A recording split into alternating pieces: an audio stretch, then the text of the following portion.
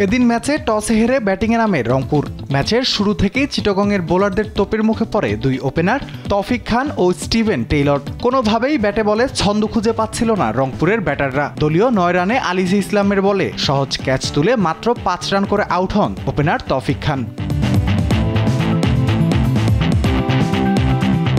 তিনে নামা সাইফ হাসানকে নিয়ে ঘুরে দাঁড়ানোর চেষ্টা করেন স্টিভেন টেইলর। প্রতিপক্ষ বোলারদের নাস্তানাবুদ করে ৪ ছক্কার ফুলঝুরিতে সংগ্রহ বাড়ায় রংপুর।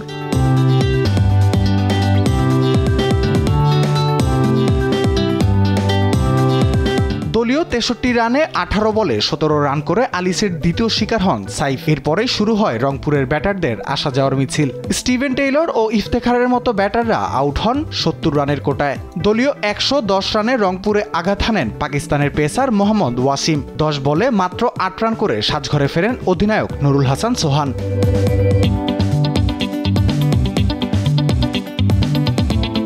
মাঠে থাকা খুশদিল শাহ টিকে থাকেন ম্যাচের ১৮তম ওভার পর্যন্ত। দুর্দান্ত ছন্দে থাকা প্রতিপক্ষ বোলারদের তুনোধুনো করেন পাকিস্তানের এই ব্যাটার। ২৮ বলে দলীয় সর্বোচ্চ ৫৯ রান করেন খুশদিল। এরপর শেখ মেহেদী ও সাইফুদ্দিনের চেষ্টায় ২০ ওভারে ১৬৪ রান করে রংপুর।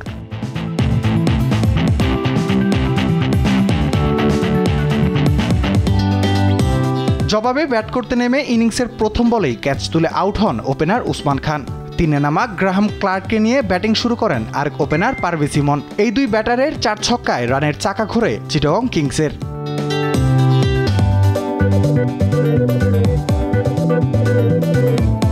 দলীয় ৪৫ রানে ১৪ বলে ২৬ রান করে সাজঘরে ফেরেন ওপেনার ইমন।